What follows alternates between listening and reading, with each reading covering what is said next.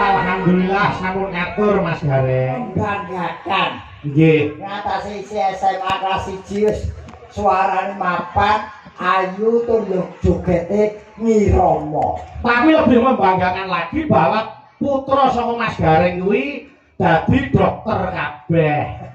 Alhamdulillah. Nggih ta? Kula pun cerita kata-kata kalian Pak Jun. Nggih. Pangestunipun pemirsa wayang kulit pun loro dokter kabeh, bojone dokter kabeh. Sak omah doktere 4. Mulai buka poliklinik. Poliklinik wis diragat, umpi lho diragat poliklinik. Oh, dadi nglumpuk ke klinik sing kuwi. Pak, yo ngono. Mbok iki nyelengi.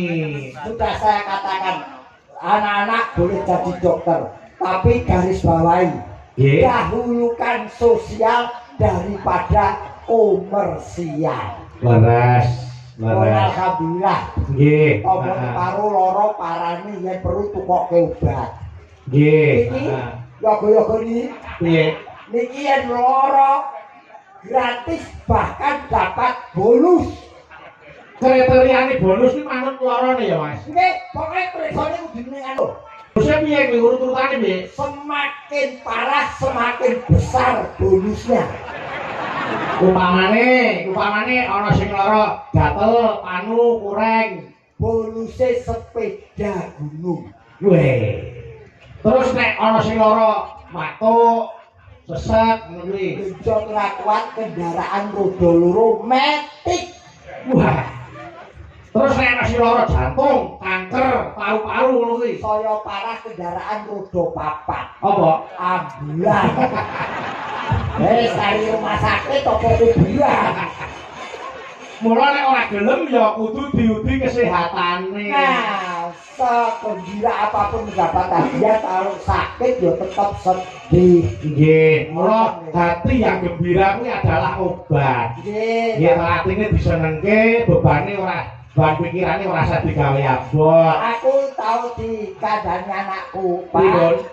Yen bapak kepengin waras wiris, kejaba medis ning sing luwih penting Nggih, kuwi ati lan pikiran gembira. nggih. Gembira itu ora mergo saka duit-duit tok. Nggih. Gembira itu bisa mencari hiburan yang murah meriah tanpa biaya. Contone nanggap bapake dhewe kok juga didelok anake. Lu ora bayar. Yo ora ono. Oh anake pepane dokter nanggap bapake.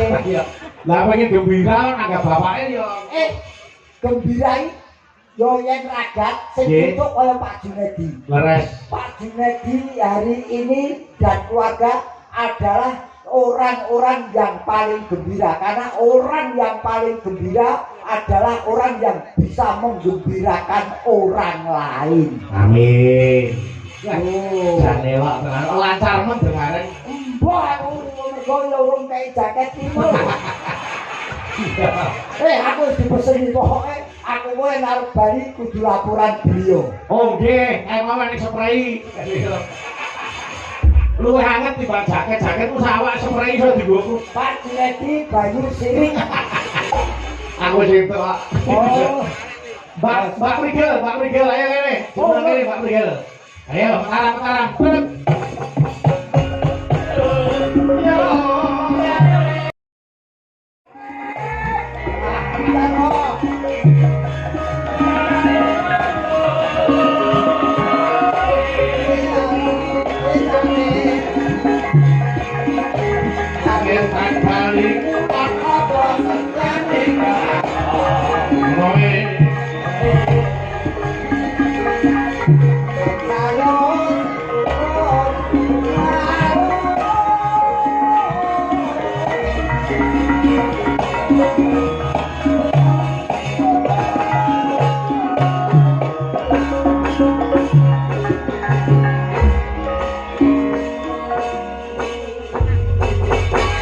Alhamdulillah.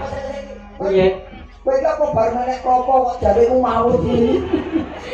Anu Pak De, rada ruset menika lek numbasne Pak Junet menika kan jare tulis dadine rada ruset ngoten. Ya ngono kuwi resikone sinjane nganggone nek tak ngono kuwi. Ya tulis pisan bingung. Lah nggih terus piye? Tak benak kene. Alah, mau serasa golek kesempatan. Sampe iki modus asine. Sorry ya, saya tidak pernah menggoda wanita selain istri saya. Wah, Karena saya ingin menjadi seorang pria yang sangat berharga. Karena yang memiliki saya hanya satu orang wanita, istri saya. weh, hebat tenan. Patut ditonyo. Anu dicontoh kok ditonyo. Patut dicontoh. Lah iya. Mas Gareng iki pancen dienggo percontohan. Nggih. Pak Junedi sebenarnya dalangnya apa sih? Ngopo to? Omongane ra enak dicontoh, dicontoh.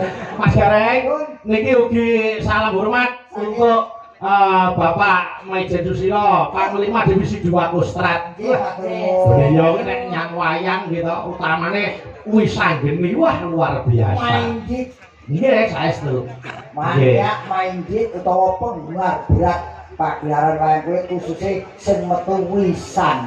Mangke ora ketang sakemlinge disuwun berkahe Dono Suwanten. Nggih, Pak Sus. Mangke anu kersane duet karo anu adik Niken. Nggih.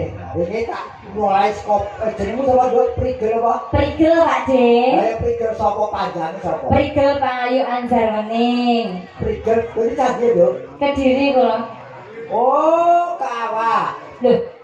Kawak piye ta? Kamu lah kawak toh. Kawak piye Mas? Kediri. Kediri. Ini lah awak.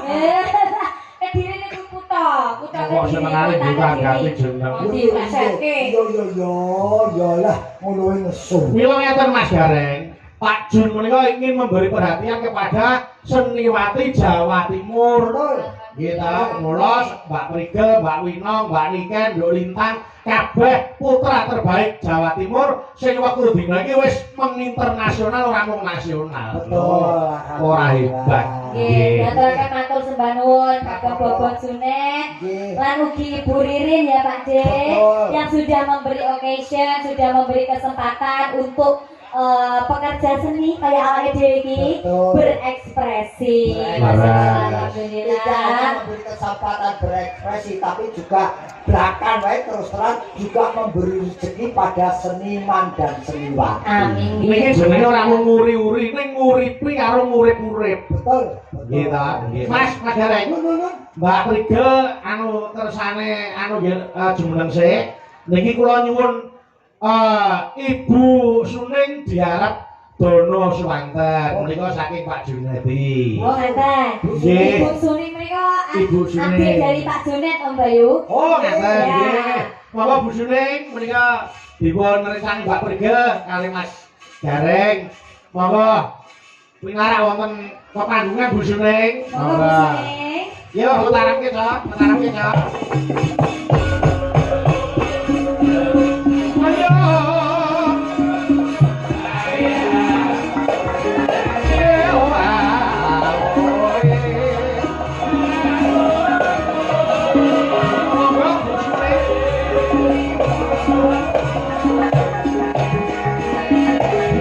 Timun Singara ayo bangun.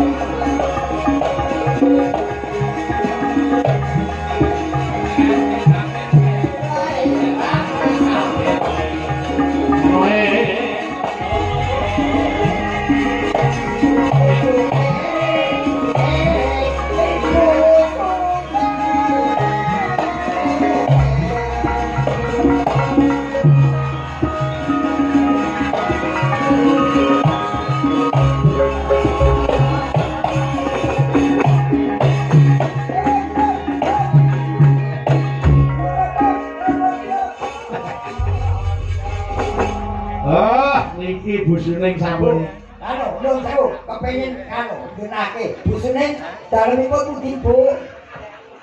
Mas, kok sama kayak ini ta, Mas? Niki Bapak. Monggo, Bu. Asli kene Mas Gareng. Asli Wonosala. Wonosala. Waduh. Nyuwun sewu, kapernah menapa kalian Pak Jun? Putranipun Mas Dalem nika. Nak dulur. Alhamdulillah. Ngasta menapa, Bu? Tanu. Wah, sami kula nggih pensiunan. Pensiunan apa? Lek Ibu Suning ini kan pensiunan dosen. Lek sampean pensiunan apa? Ya aku sapa wae gelem. Bos gembel kuwi lah. Oh, Ibu badhe nyekar menapa? Bu Suning. Napa jenenge karo Mas Gareng? Ora nembang kali Mas Gareng. Weh, seneng bae tak tinggal. Anu Bayu nyon sewu. Bapak Junet menika kan juragan transportasi bisnis gitu. Alat berat ya Pak D ya. Berat sapa wae. Apa wae? Apa wae beliau lakukan. Awake dhewe kok lek mangko siji-siji souvenir ya alat berat traktor.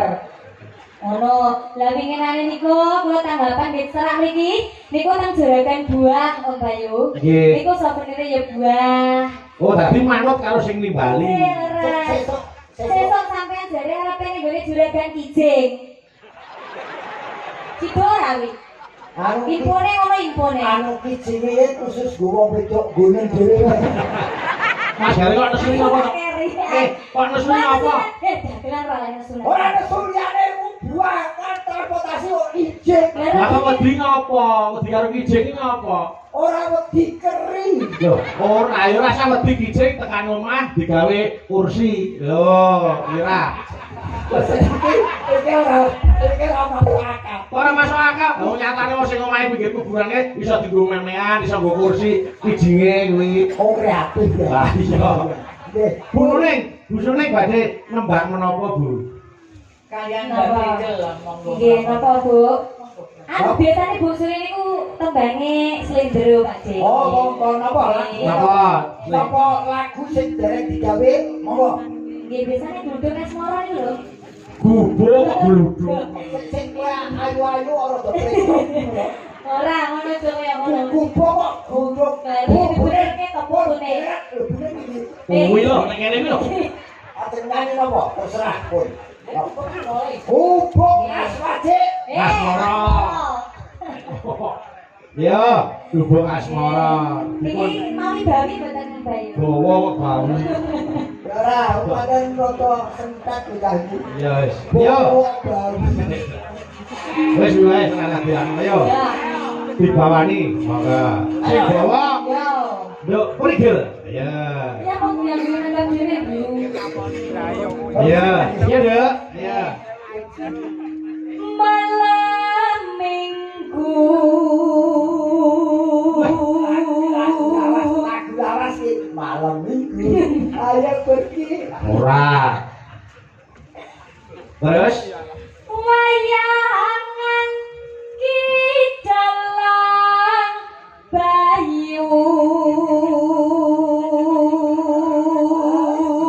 Mesa-mesa kowe sesuk nyokot dibok bilang. apa rumasamu bantengan kok nyokoti debok. Anu, ayo. badan gedung salam badan gedung salam ini kita gedung salam banget sih Bu. Ya, tur salam. mengetiri yoyo pitri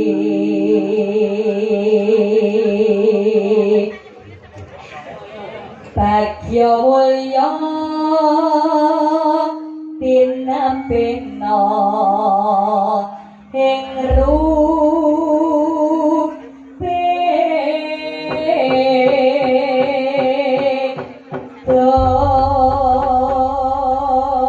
Allahumma Amin. mugi-mugi kang sampun rawuh dalu menika tansah pinaringan kesehatan, Amin. lancar rezeki dan panjang umur ya Pak D. Amin. Amin. Nggih menika tembangipun gubuk asmara.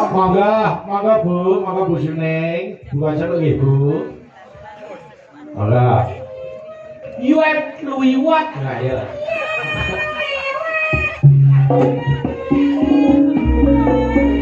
Lagu you have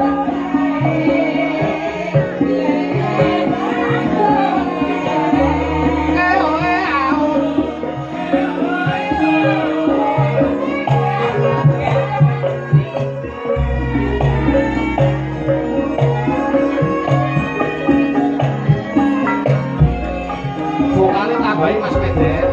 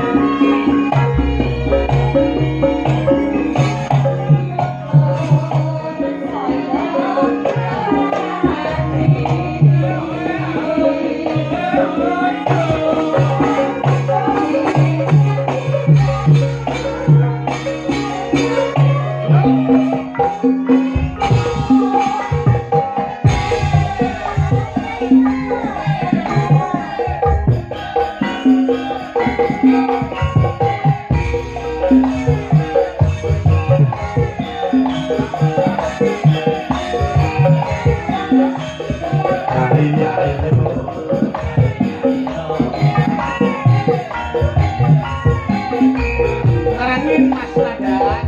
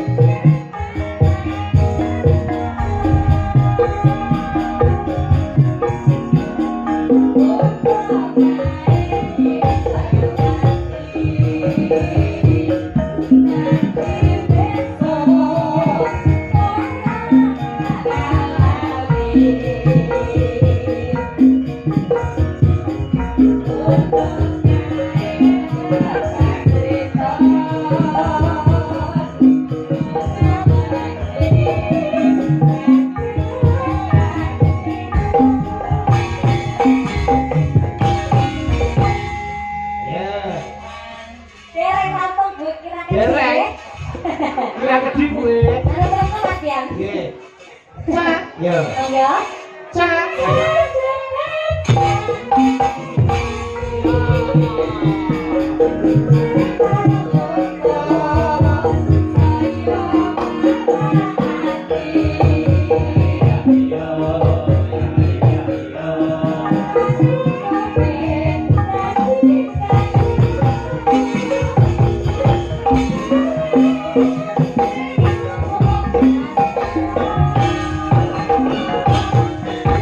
Terima kasih Bu Suleng, kok ada luar biasa.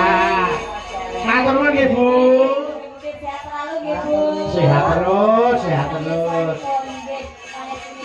Nggih, nggih, nggih, monggo.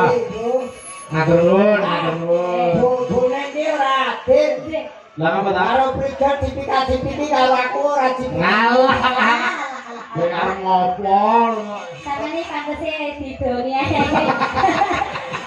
Oh. Tapi dipandi iki kok bagus mas sampeyan iki. takon. Napa? Kowe rung tau dinikah karo wong tuwa ya. Urung. Siap nikah. Apa saya mampu sampeyan? Apa saya mampu? Ora. Matur nuwun, makasih Dok Prigel. Matur nuwun Bayu. Ya, nggih, nggih, nggih. Amin, amin, amin. Matur nuwun ya, Nduk. Iki aku lanjut tulung adik wedok.